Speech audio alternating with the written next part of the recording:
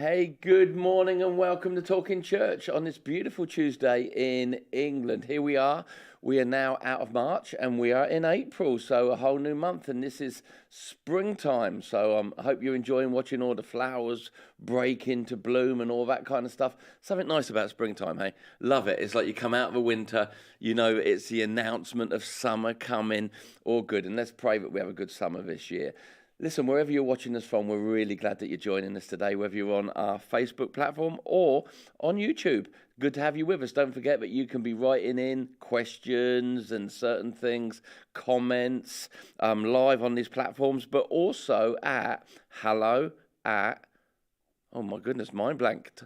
What are we? Talking Church? Yeah, hello at Talking Church. I've got so many websites that go through my head in that moment. Hello at Talking.Church, which is at the bottom of the screen as well, in case you didn't catch it there.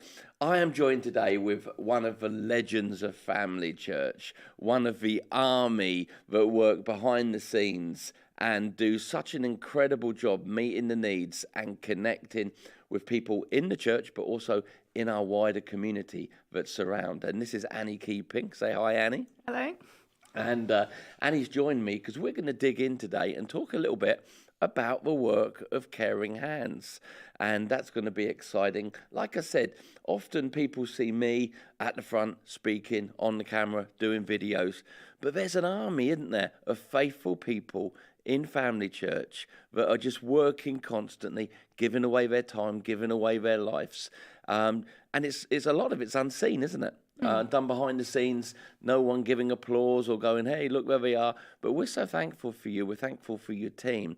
And we just thought it would be brilliant to grab this opportunity today for the people in Family Church. Now, we've got people watching today from our congregations where people gather in person, but also our online community. I know we've got people watching, people saying hi from different places, even Michael in Connecticut and June in New York. They're up nice and early. Glad that we can be your alarm clock for a new day and you're joining with us. But people from all over the country too, popping in to say hi and join us for Talking Church. So, Annie, you are Annie, and I have known you for years because I've known your mum and dad, and I've seen you grow into an incredible woman of God. But who is Annie? Where are you from, Annie? So I'm from Portsmouth. Always, right? Yeah. So I lived here my whole life. And what do you think of Portsmouth? Be honest. I love it, especially in the summer. It's not a bad city, No, is it? it's good, yeah. You know, we had some visitors down this weekend from Manchester, and they were like in awe of the ocean because they're kind of in this landlocked, and we're like, well, we get the ocean. No, we can't really say it's a nice sandy beach like Florida, but it is a beach. Yeah, it has something, doesn't it? And I think when the sun's out, Portsmouth got a lot going for it. Yeah. Got a fun fair. What's some of your fun bits of Portsmouth? I love the beach. The beach, yeah. I love good coffee shops we've got, good restaurants we've got as well. So, yeah. Yeah, we're giving a good plug for Portsmouth today. We should get tick on our resume for that. Yeah. And so, Annie, you were born, raised in Portsmouth, went to all the schools in Portsmouth, and very much a part of Family Church. Mm-hmm. And you know, over the years leading into COVID, now we're going to talk today about you being involved with Caring Hands and our community outreach teams. Mm-hmm. But coming into COVID, there was more of an involvement in your life with another country, wasn't there? Yes. That you were really representing an incredible thing that God was doing and the church was able to get behind you with. Tell us a little bit about what you were doing in India. Yeah, so in the 7 years leading up to the pandemic, I spent 3 to 4 months of the year working with an orphanage in India. And that was with 50 children. So we got them into schools. We watched them grow in confidence. We just saw them grow into these amazing young people that were hungry for God and that just loved life. They were the happiest. They had so little, but they were so happy. And it was definitely where I was meant to be. And that's where your heart was, wasn't it? Yeah. I remember when I would meet with you when you were back in between the times that you were there. I used to sit with you thinking, she doesn't want to be here. She doesn't want to be here. Yeah. Even though Portsmouth's gorgeous, best city in England, your heart was in another place, India, wasn't it? Yeah. And we took teams. You enabled teams to go out, building teams. I remember went out, we sent Yes, I had workmen. incredible teams that came out and just completely transformed this home for the kids. Yeah. Made it a safer place. We painted, we made sure they had water. We built an outdoor kitchen. We put a fence up around the boundary. So there That was a big loads. fence. Yeah, a big fence. Loads that the team achieved in such a short amount of time. Oh, that's amazing. And they were, incredible. Every team that we took out just threw 110% into what we wanted to achieve. So. And then came this thing known as COVID, pandemic, world pandemic. And that kind of shut stuff down. I know that the children were taken care of in homes and in villages. Yeah. And you had a plan for that. Yeah. But then suddenly, no one was travelling. No. No one could go to India. But you didn't just sit in an armchair, did you? No. You really didn't, did you? It No. could have been like, oh, let me just sit back, put on what I've called COVID slippers. And some people were never seen again. They're just grafted into their televisions or something like that. But you didn't. You really threw yourself into our Caring Hands department and have been so busy during lockdown. It's not like, okay, everything's getting going. And no, during lockdown, with this incredible ministry that we've got called Caring Hands, do you want to explain to the people today a little bit about what Caring Hands does? So Caring Hands is our food support project that we run across Portsmouth and Gosport. It looks a lot different to what it did before the pandemic, and is a lot busier than before the pandemic. What looks different? We've changed how we run. So in the pandemic, we started delivering in Portsmouth, and Gosport did as well. Because before, everybody used to come here to get food supplies. So we'd have 15, maybe 20 people a week that would come to our building, pick up a food parcel, have a chat, have a cup of tea. Obviously, in the pandemic, the building closed down. We were still doing stuff from the building, but people weren't coming in. So we changed to delivering to the people that were referred to us. And the numbers just grew and grew. The referrals went through the roof, didn't they, in comparison? Because suddenly you've enabled to work with other agencies in the city, and we've got incredible favour, haven't we? That other agencies now send people when they find them in need. Yeah. So things began to get really busy. So when we talk about Caring Hands, we're talking about a big section or a big part of it is providing food for people that need food. And others may be watching today and they may say, really? In Portsmouth, do people need food? Yeah, so yes, they do. There is a huge need in Portsmouth. There are 9 food banks in total across the city that work in a variety of different ways. We're currently the only one that delivers, which is probably why our numbers are so high. Yeah. But yeah, there's a huge need for food and support across the city that we live in. Now, obviously, there's many benefits to delivering the food. One of them would be sometimes if people are accessing food banks and they haven't got the money for the bus fare to get there. Yeah. That's practical, but that's the level that some people are living at, that it's a matter of eat or heat, and they actually can't get or afford the public transport, the taxi or whatever to get to the food bank. Other things, I think it's really less embarrassing. Yeah, we want to keep that like kind of dignity there. Yeah. We don't want people to become reliant on us, but actually we acknowledge that there are barriers to people accessing food, such as they can't afford to get here. We've seen a huge increase in the size of families that are accessing support. So for a single mum, for example, to get 5 kids on a bus to come down and collect food, that's not sensible. That's not a practical. The cost of that would have fed the family for a few days. It could be that money could be used better elsewhere. So yeah, that's why we deliver. That's kind of the heart behind what we're doing. Also, I love the whole dignity thing. That if somebody finds themselves in a place in life where they need to get help with feeding their family, it could be really embarrassing to turn up. But this way, all that's removed. Yeah. And they just contact you by phone, or what does the process look like for somebody accessing? So we have a huge range of agencies that we work with across the city that are professionals that are working closely with those families, that would take a referral or speak to that family, find out where the needs are, and then pass on that information to us. And then we decide with that professional how long that support will go on for. So it can be anything from a one-off food hamper if they're isolating from COVID, up to 12 weeks of support.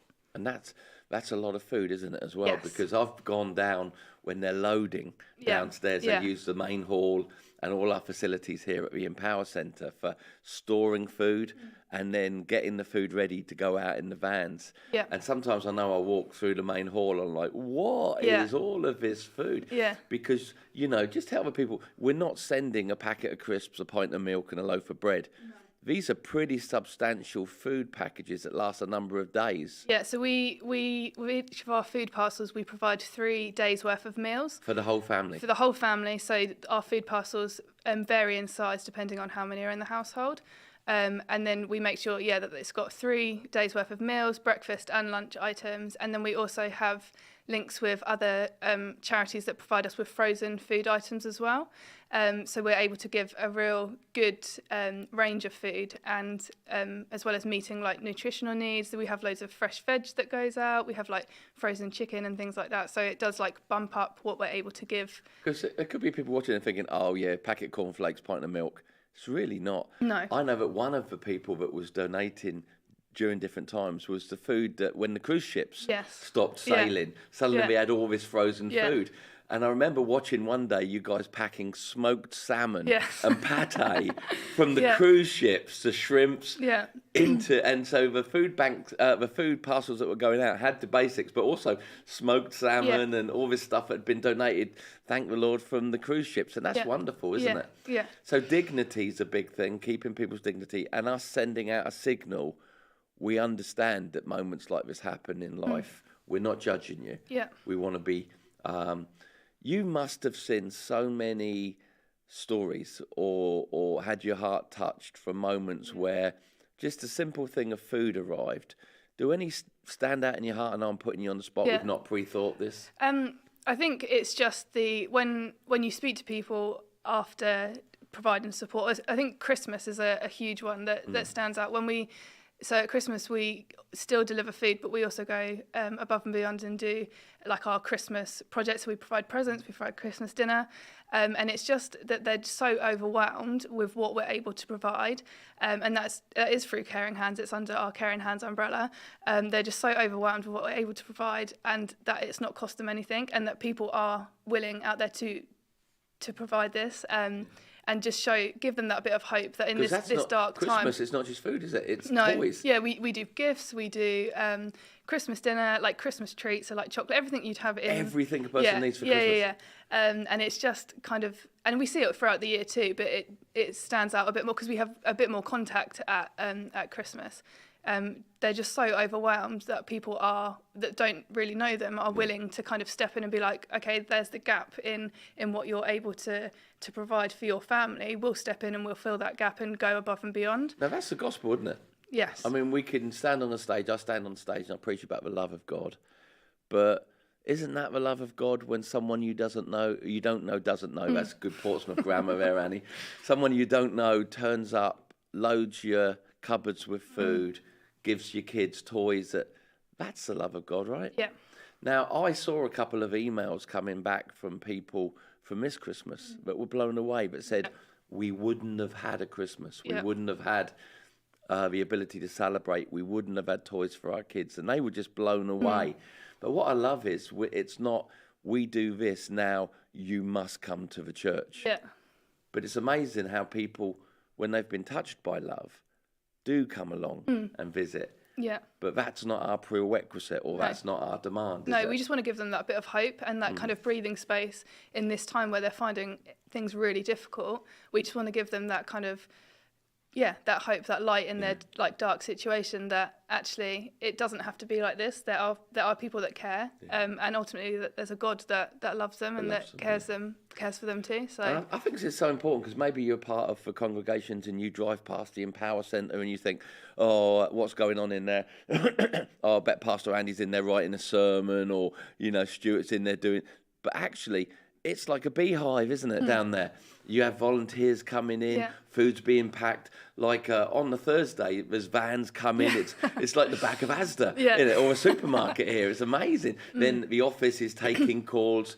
And I love that. I really love that because it says, we're not just looking at stages and preaching. We're looking at there's real needs. Now, we saw the real needs that came during pandemic. And again, when we hit moments like Christmas and Easter, there's a whole lot of extra work that goes in. You do kids clubs. Yes. Do you want to talk a little bit about some of the extra stuff? So the other side of my role is to run the other community projects that we run out of the Empower Centre here. So we do Tots and Toys, we do Messy Church, and then in the school holidays we also run Kids Club or summer workshops dependent on the time of year. So next week we're doing a 3-day Kids Club with 40 children from the community attending each day. There's loads of fun. Pastor Stuart goes crazy, doesn't he? Yes, he loves it. I've popped in at different times. He's dressed up like pirates, and he just loves it, doesn't he? Yeah, and it's so incredible because we get to build these amazing relationships with these kids that throw themselves into everything we're doing.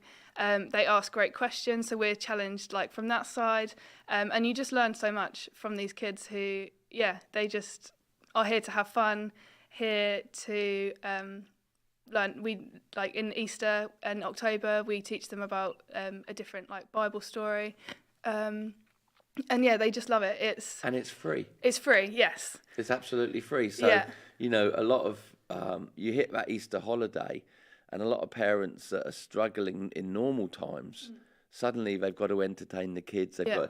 So we try to supply food for that, but also things for their kids to do. And they come in from all around the community, don't they? Yeah. So it's beautiful. It really is. And this time we have a lot of children registered that have been with us for a long time. So we see them coming through Tots and Toys, and then they come to Kids Club. And actually this time as well, we've been able to reach new families. So there's even more kind of connection out in the community. So when people in Family Church or a part of Family Church, connected to Family Church, give, sometimes we do special offerings, sometimes we ask people to give towards things. Sometimes it's hard, I think, for those that are going to give, because they think, well, what are you doing? Are you buying a packet of cornflakes, pint of milk? It's really not. When you give through Caring Hands, and people can give through the website to Caring Hands and certain things, you're actually giving offerings into the feeding programs, the community programs, Baby Basics we'll get onto in a moment. But basically, it's the heart of the house to say to the community around us in Portsmouth and in Gosport, hey, we're here. Now, there was a great demand on our food banks before COVID. We came into this pandemic time, COVID days, as I've called it, and it increased, it accelerated. But now it's like the heat's been turned up, using a bad analogy, again, because suddenly people are still struggling in COVID times, but all of a sudden they turn on the news and they hear inflation at its highest, cost of living going up, 54% in heating and gas. And some of these people weren't able to pay the fuel bills before. And then suddenly petrol going up, not one thing. Everywhere they're turning. Now, how do you see that's going to affect what we're doing in Caring Hands? Not in the far future, but now, because it all happened on April 1st, didn't it? Suddenly everybody woke up April 1st and could have thought, is this a joke? Is this April's Fools? Life went expensive. And it hit a lot of the community people. How do you see that working?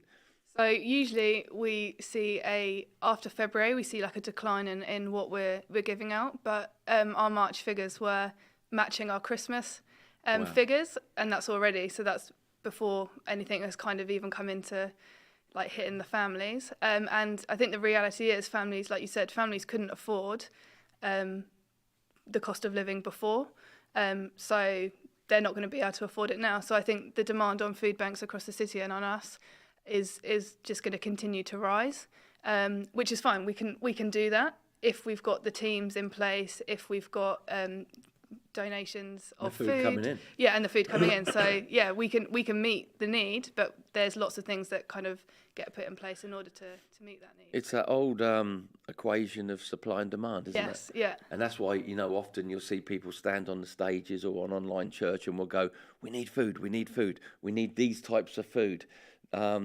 And sometimes you can think, oh, okay, and bring a tin of beans. But if they really caught the heart of what the need was and how we need to have supply so that we can meet the demand. I suppose what we're saying is it's not going to get easier or lighter. No. So already since April 1st, have you seen a bit of a shift towards more demand?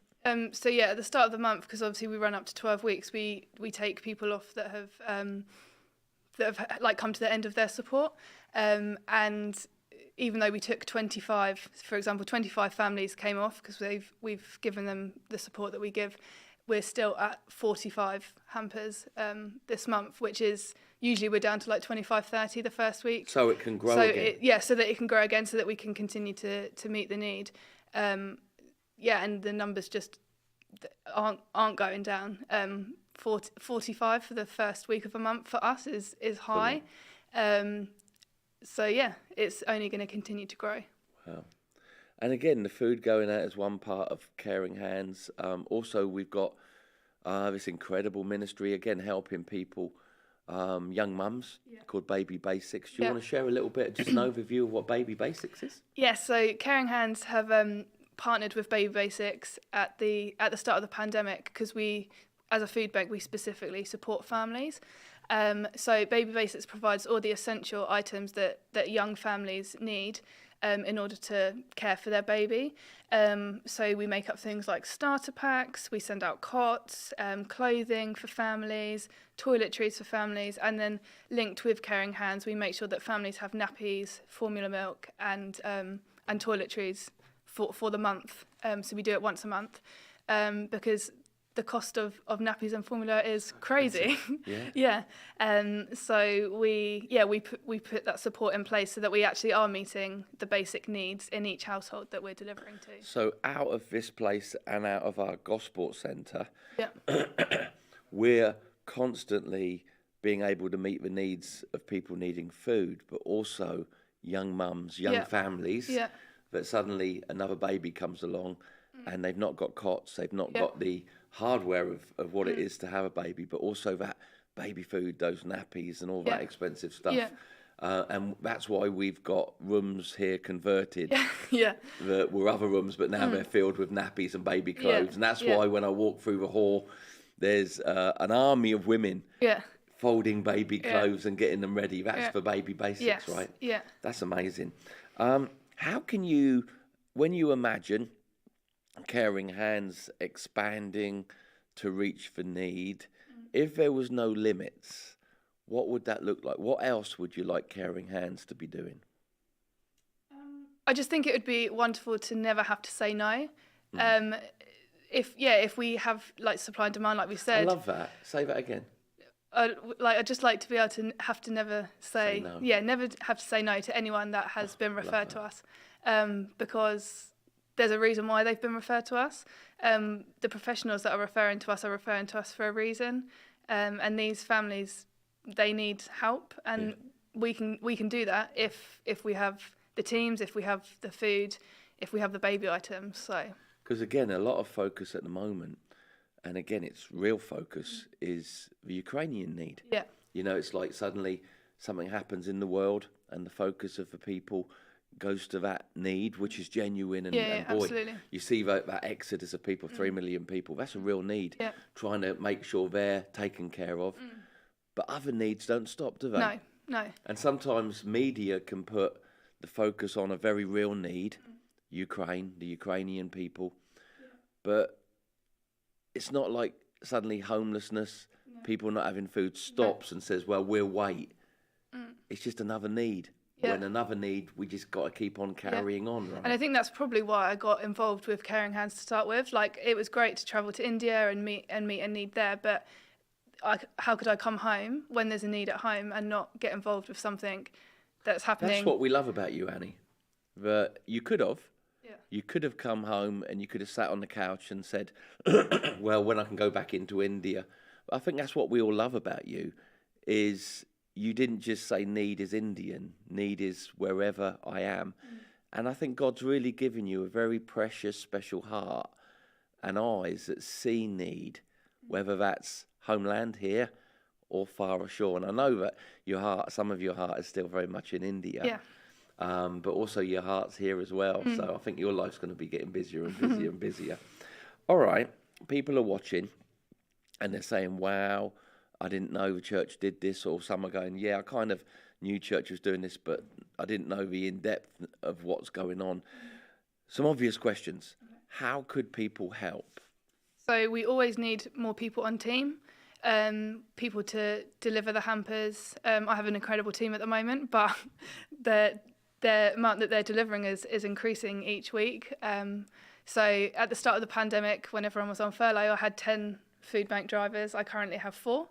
Okay. So if they wanted to join a team, food bank wise, to help us deliver the hampers across the city, we're quite flexible with when that can happen because we're delivering Tuesday, Wednesdays and Thursdays at the minute. So and that's just using their own car?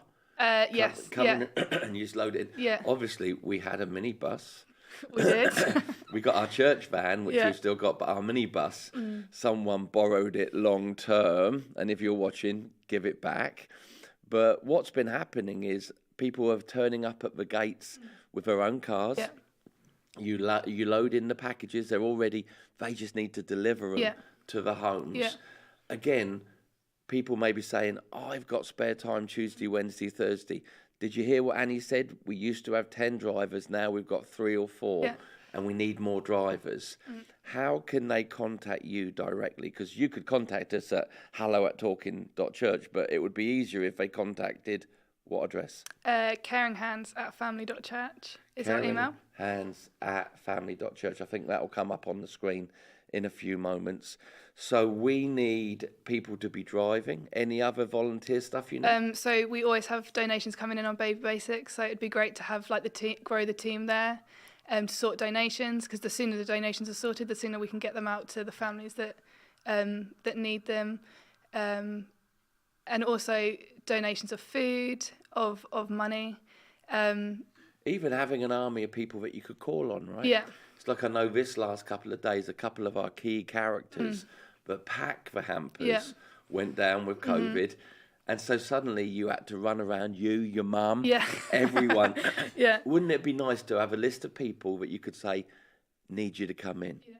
So maybe you're watching and you say, you know what, I can be involved with Caring Hands. I've got time to give.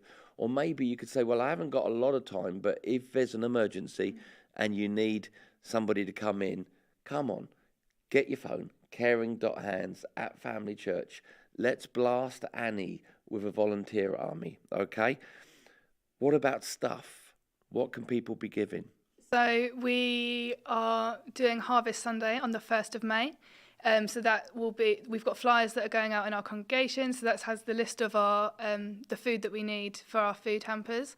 But just ambient food, so tinned meat meals, pasta, rice, pasta sauce, things like that we can include as a meal in our food hampers. They're always needed. We always go through so many of those. And just things. Now, we love the Harvest Festival, but wouldn't it be awesome as well as that if people just had a constant in their head when they go to supermarkets? Now, again, sometimes when you do Harvest Festival, you sort through it and you see some like special fish from a far off land that actually went out of date 4 years ago. Yeah. And people sometimes use Harvest Festival to clean out their cupboards, all right?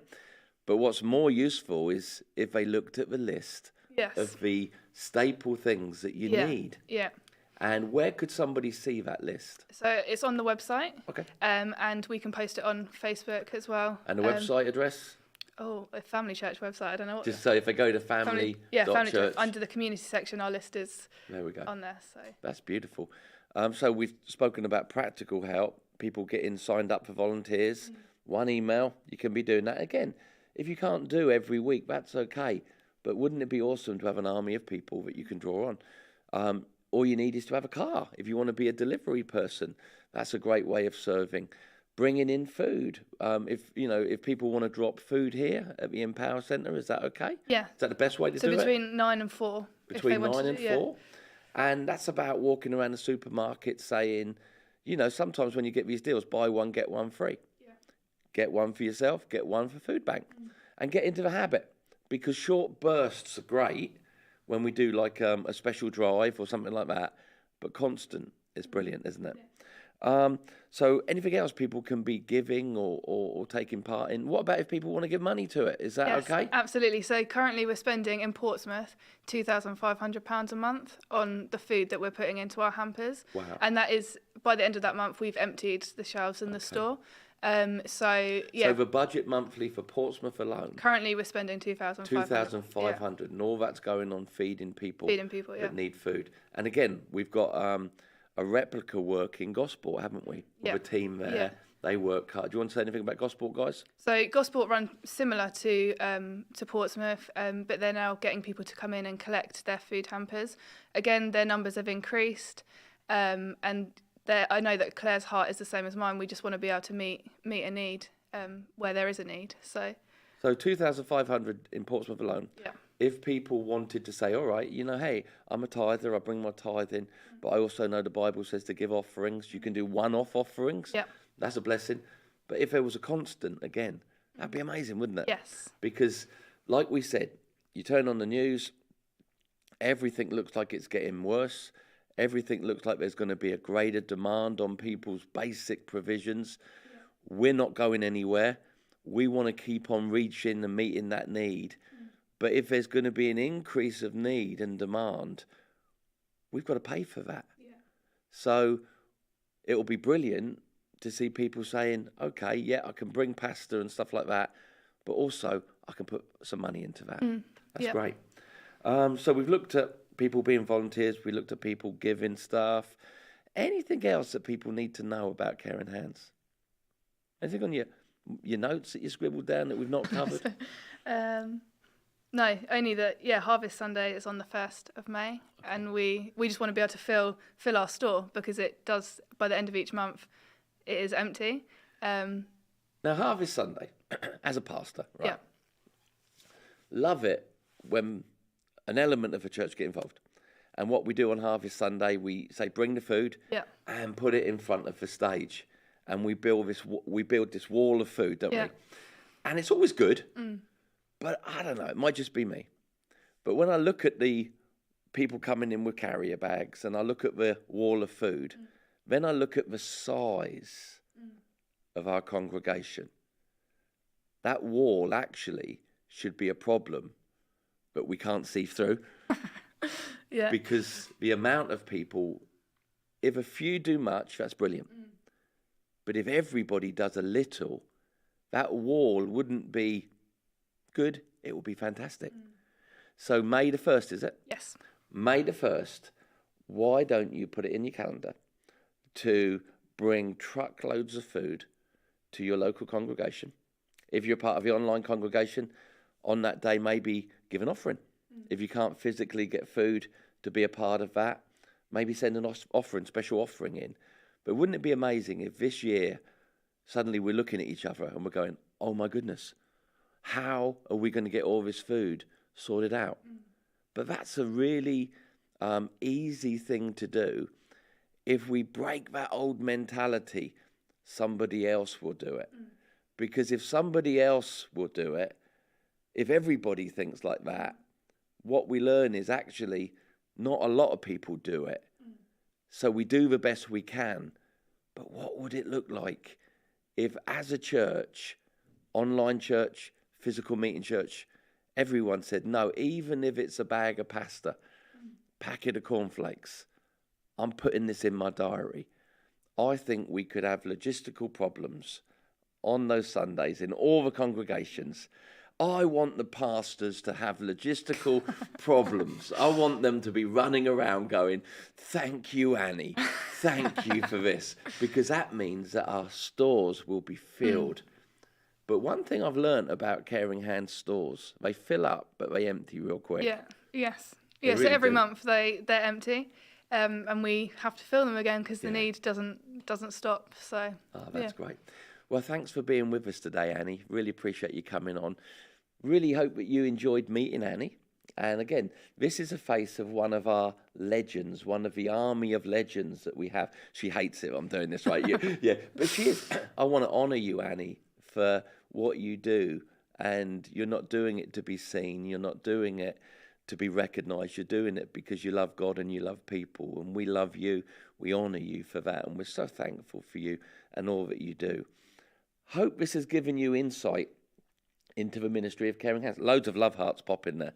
Loads. Sorry, I've been so busy talking to Annie, totally ignored you.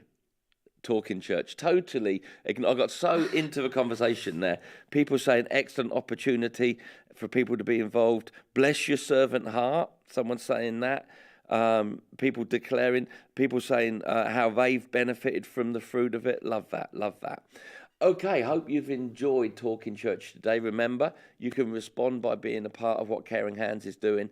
And I hope that this has helped you to see that your church, family church, whether that's because you're a part of one of our physical congregations or a part of our online congregation, is a busy church. It's not just preaching a gospel that saves a person's soul for eternity, but we've got a heart to meet the needs of those people in the lives they're living.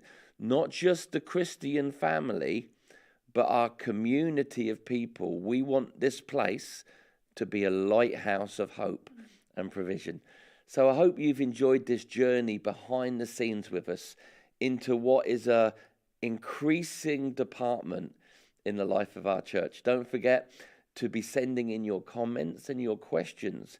I'm waiting to do our first ever Talking Church question time, but I've got a problem. No one's sending questions in. You must have questions about different things. I'll even take what wood was the ark made out of. I don't mind. Want to have a question time. So make sure you're interacting, and we will see you next week, Tuesday morning, for Talking Church. God bless.